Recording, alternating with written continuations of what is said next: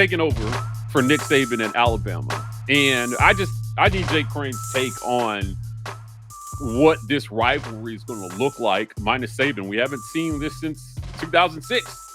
Yeah. But it doesn't feel like anybody's scared of Kalen Deboer's Alabama, man. Can Hugh Freeze dominate this series without Saban on the other sideline? Well, you got a lot better chance than with Saban on the other sideline. Sure.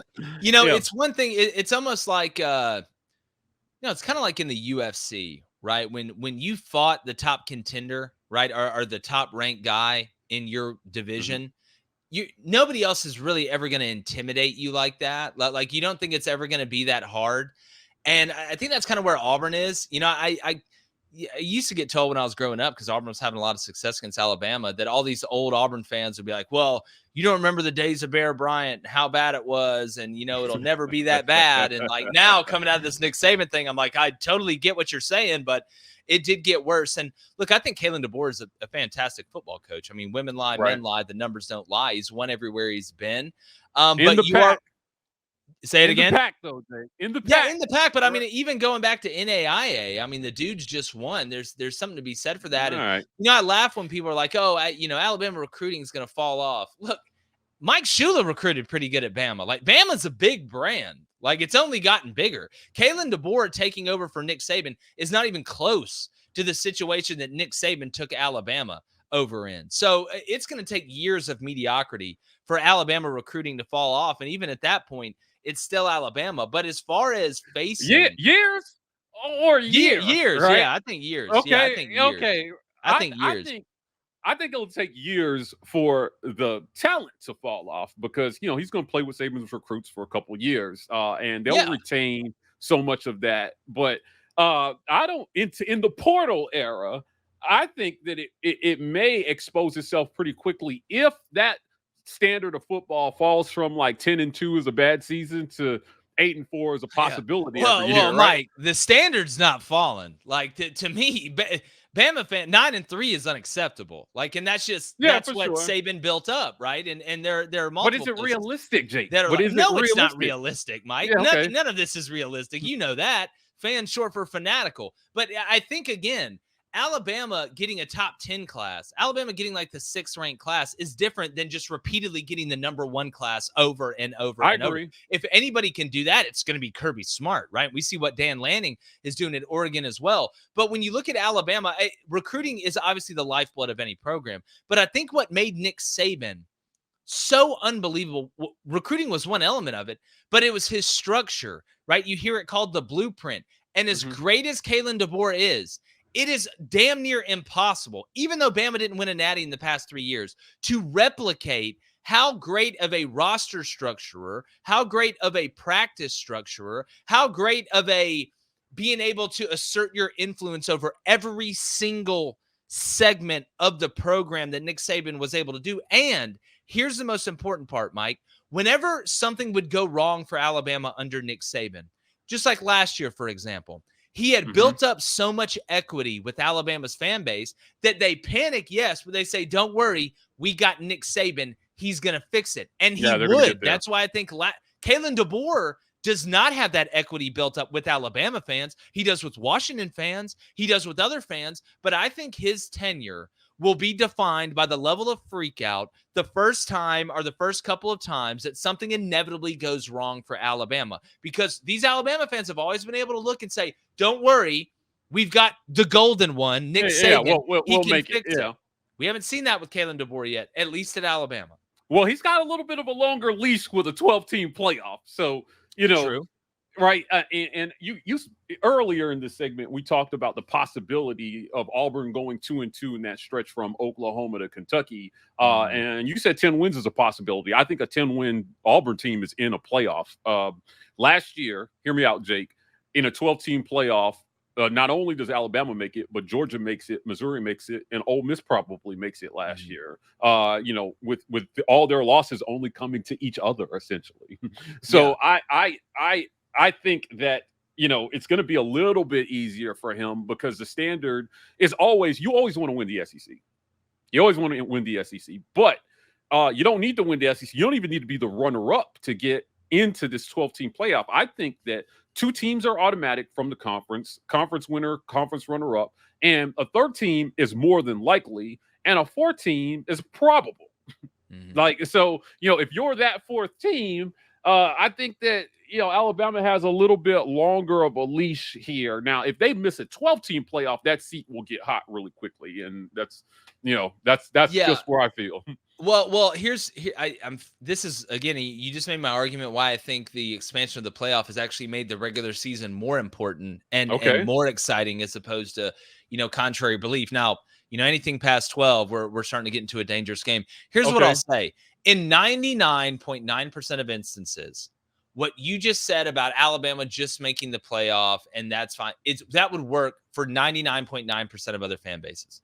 The problem is, at Alabama, even though Nick Saban didn't win a national championship his last 3 years, the standard is so high that if you're not going to win the conference, which is huge, right? Alabama won the SEC championship last year, caused all that mayhem in the 14 playoff. Then your ass better win the national championship game.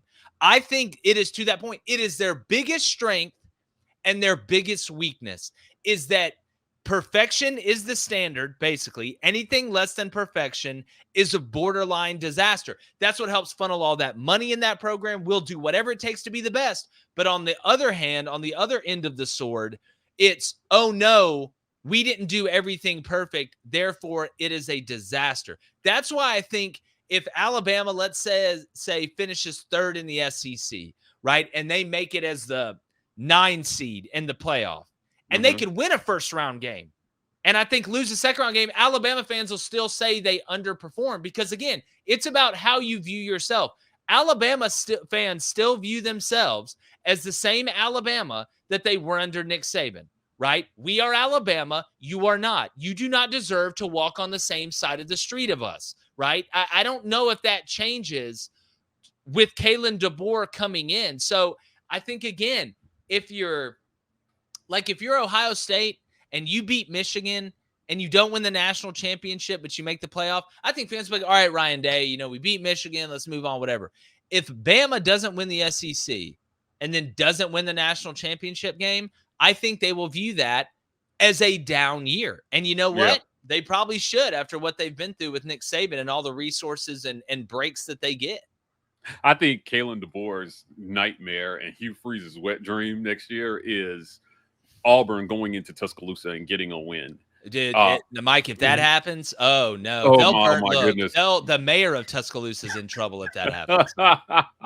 I was talking with my guy, Doug Amos, over on ESPN 106 about this. And, you're talking about, again, in year one of no Saban, because you said something interesting that I say all the time. And it's essentially that Alabama fans have an expectation of the program that was built by Nick Saban.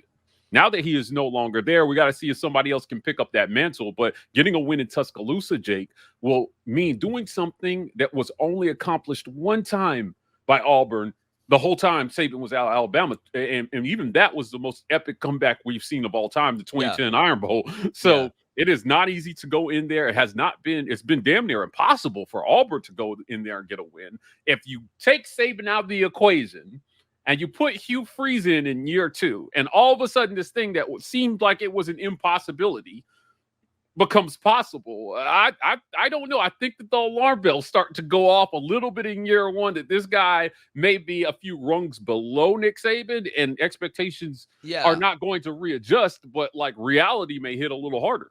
Well, that's why it took a huge set of balls for him to follow Nick Saban. Right? And I always laugh. We had people in sports media that are like, oh, well, you can't be afraid to take that job after Nick Saban. That's really easy for me and you to sit here and say. Yeah. That's like really, we have no skin in the game. Like these guys making these decisions, there's a saying in coaching. You always want to be the guy that follows the guy that followed the guy. Right? So I give Kalen Deboer credit for that. Here's where, Mike, I'm actually going to disagree with you a little bit on one thing here. Okay. I don't think that expectation for Alabama was set by Nick Saban. I think that's been the expectation since they used to beat everybody to death with Bear Bryant. And then Gene Stallings did his thing. And then it fell off. But deep down, they've always thought of themselves. And there's some merit to it. As the best college football has to offer, we should be the best team every single year. We're the best brand. It's our state sport being football. Nick Saban just took the mantle back to where it rightfully should be, right? It's like the king of the old family taking back over the kingdom. So I will disagree a little bit there. But again, I think it's unfair to ask Kalen Deboer to be Nick Saban. Like this, like, do you realize what you are at? This is the most successful college football coach ever. He's the best one ever. And the game changed, and he was able to change with it. Not that Kalen Deboer won't be excellent, but if Kalen Deboer contributes half of what Nick Saban did, that's an incredible coaching run. That is immaculate. That is Hall of Fame worthy. That is nuts. But it's only half of what your predecessor did, and that expectation is not lowering. So back to your point about the 4-game stretch, though, I think if Auburn splits the 4 games on the road, right, I think there's a chance Auburn could win every home game, right? So that gives you 8. If they split the road games at Bama, at Georgia, at Kentucky, at Missouri, which that's a hard ass to split, you're probably at best looking at 1-3. Then that 10-win scenario is very possible. But if you're able to just win, if you go 1-3 on the road and you sweep at home, I'm not a mathematician, Mike, but that's 9-3. And that starts with a tough Oklahoma team coming in week 5 and handling business before that. But it is the opportunity, and I think this is what you were alluding to, the opportunity for Auburn, when you contrast them with Alabama, has never been better, even though they're going on the road. But don't think for a second, Kalen Deboer understands when you walk into prison, you got to punch the biggest guy first. And regardless of what anybody says, the Iron Bowl is the biggest game on Alabama's schedule. It always will be. And you need to try and set a precedent, just like Hugh Freeze is going to try and set a precedent to say, hey, the wicked witch of the East is gone. The house fell. Now I've got to come in here and walk down the yellow brick road and go take this thing. Yeah, I think if Auburn splits that stretch that we're talking about, that road stretch, well, actually, it's a home. It starts with Oklahoma and it ends with Kentucky. Yep. All of those teams will be top 25 teams to start the season. We'll see how Kentucky does. Hear me out on this one. If you split that, you go 2-2 from Oklahoma to Kentucky. This will be the biggest Iron Bowl we've seen since 2013. Oh yeah, well, both teams will be relevant. Like, I mean, yeah. And this is why, again, I mean, let's run this experiment out, Mike. Let's say you're Auburn, okay, and you're sitting there and you're 8-3, right? And let's just say you're 8-3 going into the Iron Bowl. Well, you're not in the playoff probably, but you have a chance to go probably play a top 5 Alabama team. Let's just assume normal things happen. Now you win that game on the road, you can sneak into the playoff. But what if you're 9-2, Mike? What if you're 9-2 and Bama's 10-1, right? Ooh. And then all of a sudden, that game is going to determine probably who goes to the SEC championship to play Georgia, I would think. So if you're looking at the way it could set up down the road, and I know that's, saying Auburn's going to be 9-2 at that point, is that a stretch? Yeah, but it's July, right? It's early July. I think we can stretch our a little bit. But you want to think about the setup to this one, the narrative. You've got 9-2 Auburn, 10-1 Alabama. 2 teams that are probably both in the playoff at that point. I would think at least Alabama, would be in at 10-1. I think Auburn would be knocking on heaven's door there. I think they got to win that game. Yeah, 9-3 would be tough. But again, if you win that game, now both teams are 10-2. You got the tiebreaker over Alabama, and you're going the SEC championship. You're going. So then all of a sudden you lose to Georgia, and you're 10-3, but you played an extra game. You got the head-to-head against Alabama. Just in year 1 of the new Alabama coach and year 2 of the new Auburn coach, this is like the first amazing Lord of the Rings movie. It's like setting up everything else that's going to happen, down the road. Lord of the Rings references. I think that it's going to be interesting to see how this first year plays out. Again, 9-2 Auburn going in against 10-1 Alabama into that Iron Bowl is going to set up for something epic. And if I may not know a lot, Jake, but I know that we won't be watching it on CBS this next year. Oh God, just no Gary Danielson. Thank you. I'd rather listen to just nothing. We won't be watching it on CBS. I want to thank Jake Crane for joining me here to talk a little bit about Auburn and Alabama and what that's going to look like in 2024. Guys, we're signing off, and as always, War Eagle.